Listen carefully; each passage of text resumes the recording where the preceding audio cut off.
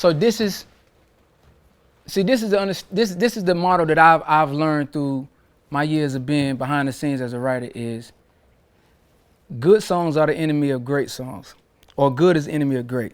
So you always want to create great music because great music open up so many doors.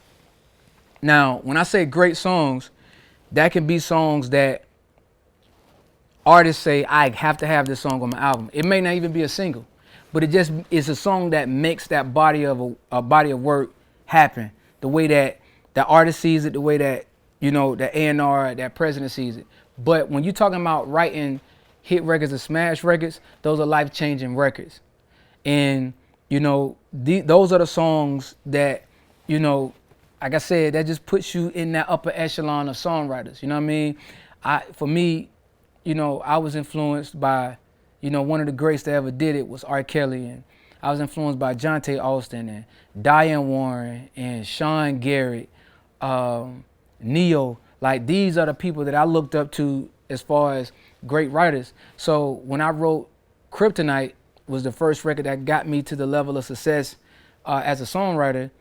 I was in those rooms with Sean Garrett, and I was in those rooms with Jonte Austin. I was in those rooms with these different, you know, prolific writers. So I feel like you'll always know when you wrote a smash, a hit. You can call it hit, call it smash. You'll always know, because the energy of the room would always tell you what type of record it is.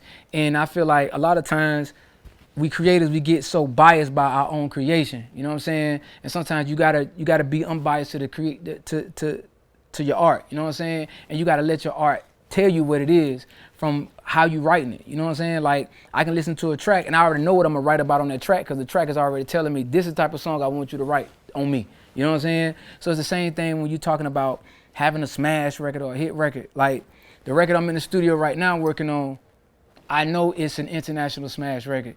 I know when the powers that be come together to make it work, I know it's gonna do what it's gonna do. You know what I'm saying? Because it's a feeling about the record.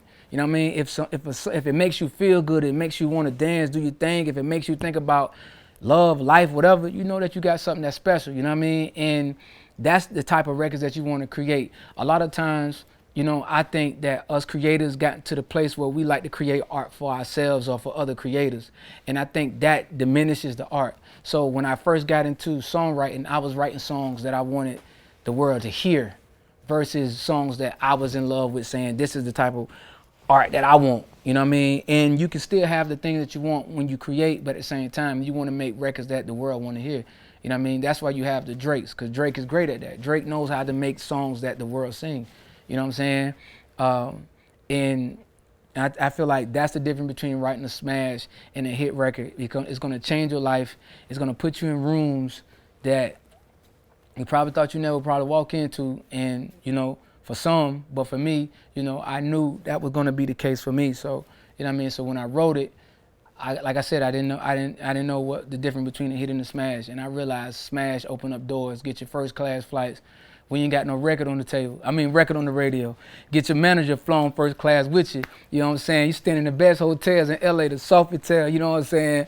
Upper echelon. You meeting with Clive Davis, you know what I'm saying, at the Beverly Hills Hotel in his bungalow. You meeting with Larry Jackson. You know, that's what smash records do. You know what I mean? It introduce you to another level of the business. So, you know, you definitely want to focus on creating those type of records and just allowing the records to live and breathe and be, you know what I'm saying, be, I guess, artful, man. Like, I don't know, that's, some people would say, but definitely be artful in your creation.